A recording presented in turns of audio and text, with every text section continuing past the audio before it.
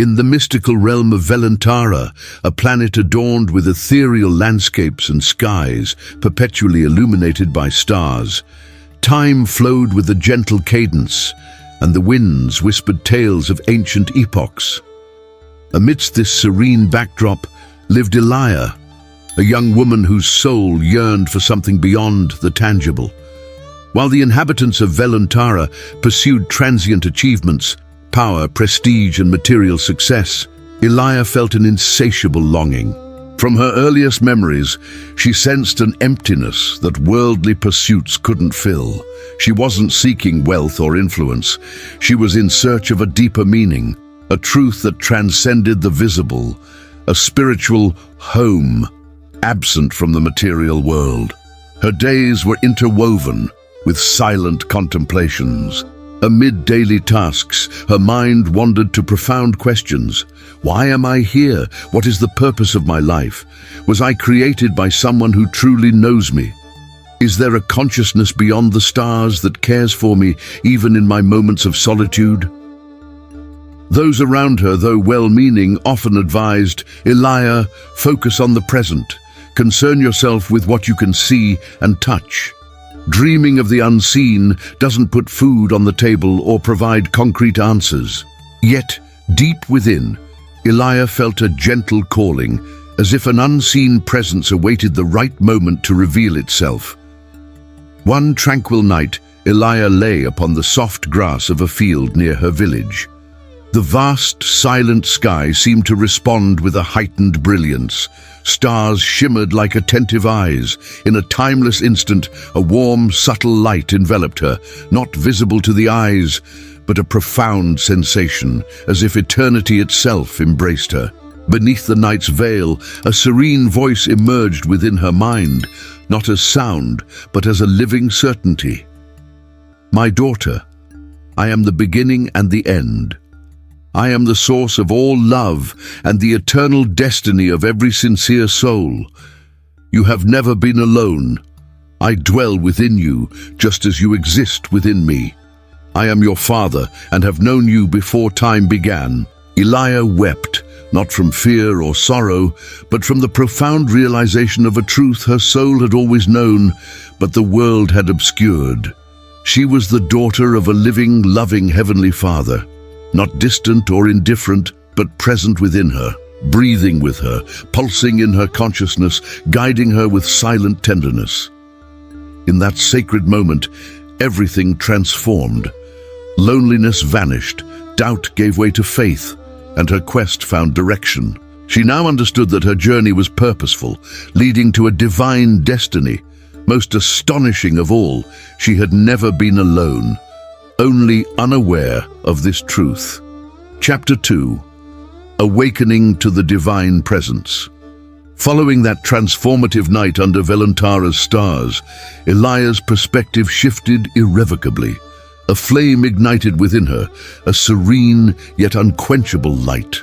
Her previously restless soul now burned with a desire to understand more deeply the sacred presence that had communicated with her in silence. Driven by this newfound spiritual yearning, Eliah embarked on an expansive quest. She delved into forgotten libraries, engaged with elders, studied sacred texts, and visited ancient temples. During this journey of inner discovery, she encountered a unique book, the Urantia book. Its profound pages resonated not just with information, but with truths that echoed within her soul. Through its teachings, Eliah found affirmation of her heart's revelations. God is real, personal, near, and infinitely loving. The Urantia book describes God as the universal Father, the first source and center of all creation, the origin of all reality, life, and personality. What moved Eliah most was the revelation that this vast, unfathomable God also resides within every human being. He is not merely the distant creator of galaxies, but an intimate personal Father who bestows a fragment of himself to dwell within each mind. This divine fragment is known as the thought adjuster. Eliah learned that the thought adjuster is a literal spark of divinity, a fragment of God's mind that inhabits each person from their earliest moral decisions. Silent, patient, and persistent, it guides the soul toward light, suggests higher choices, whispers eternal truths, and nurtures the ideal of divine love in every human heart. It doesn't compel or force, but inspires, serving as a spiritual compass always pointing toward the Father's will. Understanding this, Eliah felt as though the pieces of a vast puzzle finally aligned. The sense of something missing that had accompanied her since childhood was, in truth, her soul's response to the Father's call within her. Her spiritual restlessness was the echo of a divine invitation, a reminder of her true origin and destiny. She realized with crystalline clarity that all humans are children of God, created in His image, not physically but spiritually, endowed with unique personalities and sovereign free will. Each person is an eternal individuality and potential, invited to embark on an infinite journey of spiritual growth and conscious union with the Creator. The greatest achievement in life, Eliah penned in her journal, is not conquering the external world, but discovering the inner world, recognizing our divine sonship and living in harmony with the Father's will. This is the true victory, the attainment of eternity that begins within us. From that moment, each dawn in Velantara became a new step toward eternity for Eliah.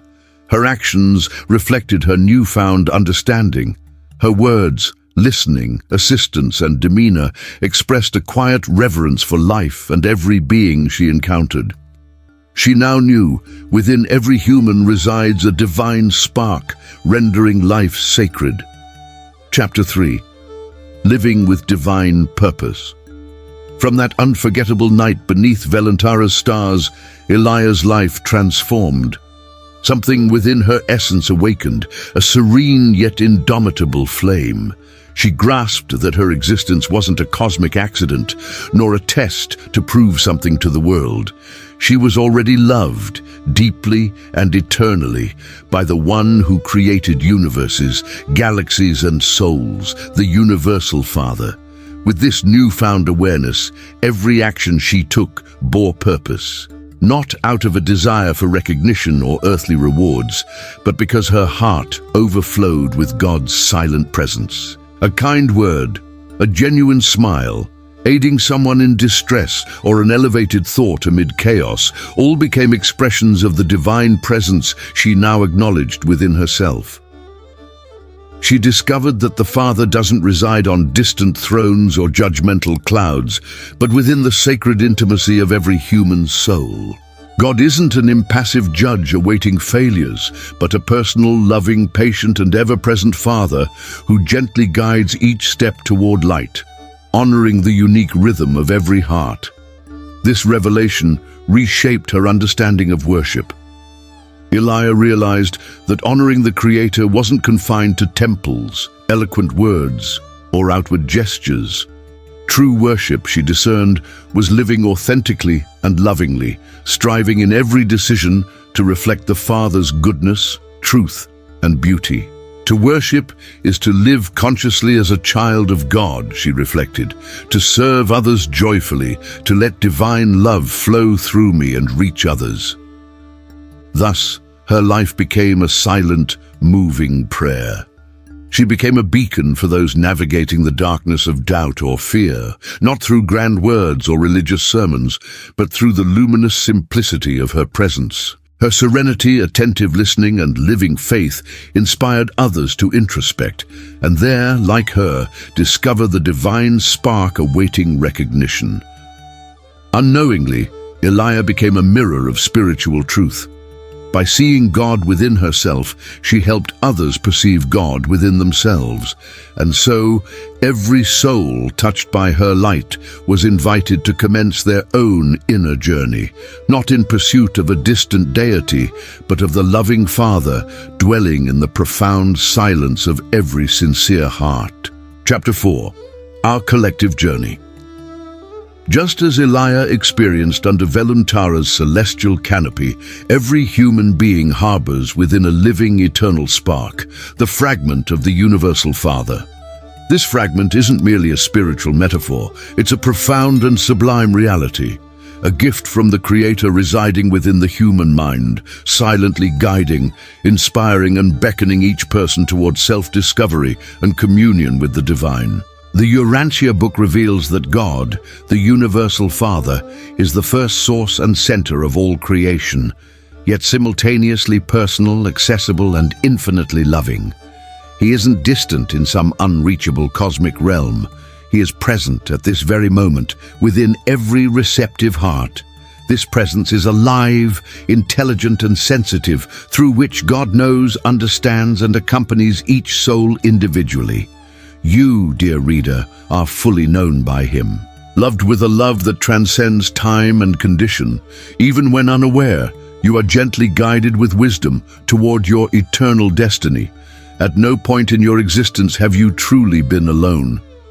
The spiritual journey is unique for each individual, shaped by experiences, choices, challenges, and revelations, yet all share an essential calling to consciously return to the Universal Father, the source from which we originate.